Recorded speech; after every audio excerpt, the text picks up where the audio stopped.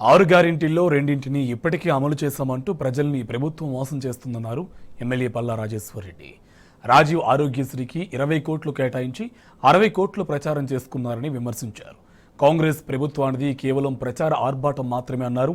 ఉచిత బస్సు పథకంతో ఉపాధి కోల్పోయి 21 మంది ఆటో డ్రైవర్లు ఆత్మహత్య చేసుకున్నారని, వారి కుటుంబాలకు 20 లక్షల చొప్పున ఎక్స్గ్రేషియా ఇవ్వాలని డిమాండ్ చేశారు పల్లా.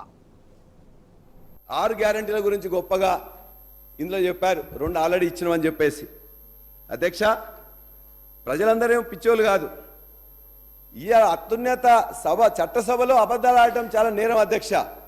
గవర్నర్ ప్రసంగంలో చేర్చడం మరింత ఘోరం. అన్నదాతను ఆగం చేసుకుంటూ, మహిళలను మోసం చేసుకుంటూ 2 ఆల్రెడీ అయిపోయినాయని చెప్తున్నారు. అధ్యక్ష, ఇది కాంగ్రెస్ గ్యారంటీ కార్డు. 6 గ్యారంటీలు, 13 అంశాలు. ఆ 13 అంశాల్లో ఒక్క అంశం, మొదటి దాంట్లో మహాలక్ష్మి అనే దాంట్లో 2500 ప్రతి మహిళకి ఇవ్వాలని, 500 రూపాయలు గ్యాస్ సిలిండర్ ఇవ్వాలని, మూడోది ఉచిత బస్సు ప్రయాణం. రైట్, ఒక గ్యారంటీలో ఒక పథకాన్ని మీరు అమలు చేశారు. 15 కోట్ల మంది ప్రయాణించారు, బాగుంది. అదేవిధంగా ఇంకొకటి కూడా మీరు చెప్పారు, రాజీవ్ ఆరోగ్యశ్రీ ద్వారా మేము 10 లక్షల రూపాయలు, చేయూత అనే పథకం ద్వారా, చేయూత అనే పథకంలో రెండో భాగం, మొదటి భాగం 4000 మందికి ఇస్తా అని చెప్పారు.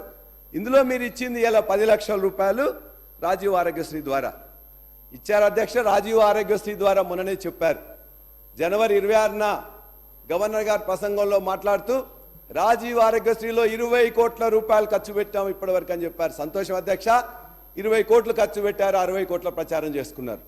ఎక్కడ అధ్యక్ష, ఇవాళ భారతదేశంలో ఎక్కడ చూసినా కూడా మొత్తం కూడా ఇలా 2 హామీల అమలు, 2 హామీల అమలు అని చెప్తున్నారు.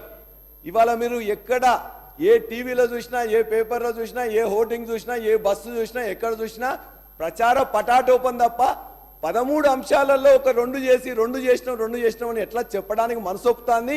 దాన్ని గవర్నర్ ప్రసంగంలో ఎట్లా చేర్చిందని చెప్పేసి కూడా మిమ్మల్ని ప్రశ్నిస్తున్నాం అధ్యక్ష. ఇవాళ మహిళలకు బస్సులు ఇచ్చారు, బ్రహ్మాండంగా ఉన్నది. కానీ అక్కడ మొత్తం కూడా ఇబ్బందులు పడుతున్నారు. బస్సుల సంఖ్య పెంచలేదు, బస్సుల ట్రిప్పులు పెంచలేదు. ఇవాళ వాటి ఇంకా చాలా చోట్ల కూడా ఇలా తగ్గిన సమస్య ఉన్నది. చాలా ఇబ్బందులు పడుతున్నారు. కావాలంటే వాళ్ళన్నిటి కూడా ఇంకా పెంచాల్సిన అవసరం ఉన్నది. దాన్ని పెంచడానికి ఏం చర్యలు తీసుకుంటున్నామో అది చూపించండి, చెప్పండి. ఇవాళ దీని ద్వారా 6.5 లక్షల మంది ఇవాళ డ్రైవర్లు, ఆటో డ్రైవర్లు మొత్తం కూడా రోడ్డు మీదకి వచ్చారు అధ్యక్ష. ఇవాళ వాళ్ళందరికీ కూడా 6.5 లక్షల మందిలో అనేక మంది, కొంతమందికి మాత్రమే సొంత వాహనాలు, సొంత ఆటోలు ఉన్నాయి. కొంతమంది రుణం తీసుకున్నారు. కొంతమంది ఇవాళ డైరెక్ట్గా వాళ్ళందరూ కూడా రోజుకి 300 రూపాయలు ఖర్చు పెట్టి వాళ్ళందరూ కూడా కిరాయి తీసుకుంటారు అధ్యక్ష. ఇవాళ నిన్నటి వరకు 21 మంది ఆటో డ్రైవర్లు ఆత్మహత్య చేసుకున్నారు.